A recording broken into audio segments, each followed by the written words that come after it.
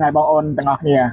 bạn ngày à lâu dương mong mơ vị trí chạ sau ê con tu được sạp rồi bỏ dương bật từng ngọc nè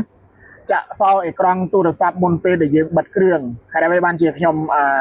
bệnh tranh nâu video này bật từng ngọc nè môn phê bật kường nó bên này thà ưu tiên họ bờ sân chỉ tu được sạp rồi bỏ dương chỉ bát bát chỉ bát ឬក៏មានអ្នកលួចនៅទូរស័ព្ទរបស់យើងបាទហ្នឹងហើយបើសិនជាមានអ្នកលួចឬក៏ជ្រូកបាត់ហ្នឹងហើយក៏អ្នកខ្លះហ្នឹងបើសិនជាគាត់ចិត្តល្អហ្នឹងគឺគាត់ធ្វើការមិនបិទគ្រឿងយើងទេឬក៏ឲ្យយើងតាក់ទងបានដូច្នេះហើយបើមានអ្នកខ្លះហ្នឹងគឺពេលដែលរើសទូរស័ព្ទយើងបានហើយឬក៏លួចទូរស័ព្ទយើងទៅហើយហ្នឹងគឺធ្វើការបិទគ្រឿងបាទបើអញ្ចឹងយើងធ្វើវិធីមួយគឺវិធីចាក់សោអេក្រង់ហ្នឹងដើម្បីកុំឲ្យពួកអ្នកលួចឬក៏អ្នកដែលគាត់រើសបានហ្នឹងបិទគ្រឿងទូរស័ព្ទរបស់យើងបានបាទហ្នឹងហើយ បាទបើអញ្ចឹងដើម្បីកុំឲ្យយឺតពេលយូរតើយើងទៅមើលនៅវិធីចាក់សោអេក្រង់មុនពេលបិទគ្រឿងទាំងអស់គ្នាបាទជំហានដំបូងហ្នឹងគឺយើងចូលមកកន្លែងទូរស័ព្ទរបស់យើងការកំណត់បាទការកំណត់យើងចុចការកំណត់មកហើយក៏បន្ទាប់មកទៀតយើងធ្វើការរើសត្រង់កន្លែងពាក្យថាសុវត្ថិភាពនិងឯកជនភាពបាទយើងធ្វើការចុចមកបាទបន្តមកទៀតយើងអូសទៅមើលត្រង់កន្លែងពាក្យថាសន្តិសុខនិងឯកជនភាពចុចកន្លែងហ្នឹងមកបាទហ្នឹងហើយ ហើយក៏បន្តមកទៀតហ្នឹងគឺយើងអូសឡើងលើមកបាទហ្នឹងហើយអូសឡើងលើហើយយើងមើលត្រង់កន្លែងពាក្យថា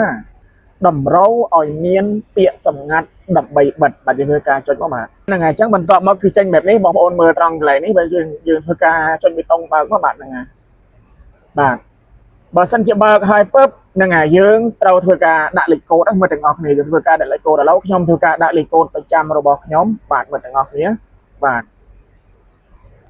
បាទឥឡូវនេះគឺយើងធ្វើការបើករៀបរាល់ហើយមិត្តទាំងអស់គ្នាបាទឥឡូវយើងចេញពីកន្លែងហ្នឹងឲ្យអស់ហើយយើងធ្វើការបិទគ្រឿងបាទធ្វើការបិទគ្រឿងបាទឥឡូវហ្នឹងគឺលក្ខណៈនេះគឺយើងធ្វើការបិទគ្រឿងមិត្តទាំងអស់គ្នាយើងចុចបិទមក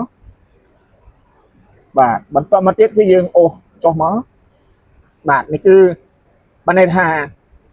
មុននឹងពេលដែលយើងបិទហ្នឹងគឺទូរស័ព្ទរបស់យើងសួររកលេខកូដគ្រប់ពេលគ្រប់វេលាមិត្តទាំងអស់ដូច្នេះហើយបើសិនជា យើងធ្វើជ្រុះបាត់ឬក៏មានអ្នកលួចទូរស័ព្ទរបស់យើងទៅហ្នឹងមិនងាយនឹងគេហៅថាបិទទូរស័ព្ទយើងបានទេមិត្តទាំងអស់គ្នាបាទហ្នឹងហើយបាទបើចឹងយើងធ្វើការចុចដើម្បីបិទមកបាទហ្នឹងហើយបាទឥឡូវហ្នឹងគឺបិទជារួចរាល់ហើយមិត្តទាំងអស់គ្នាបាទហ្នឹងហើយបន្ទាប់ពីមិត្តយើងទាំងអស់គ្នាបានមើលនៅវីដេអូនេះហើយបើសិនជាគិតថាវីដេអូនេះមានប្រយោជន៍សូមធ្វើការជួយចុច follow ម្នាក់មួយផងមិត្តទាំងអស់គ្នាបាទដើម្បីជួបគ្នាម្ដងទៀតម្ដងគ្នាបាទ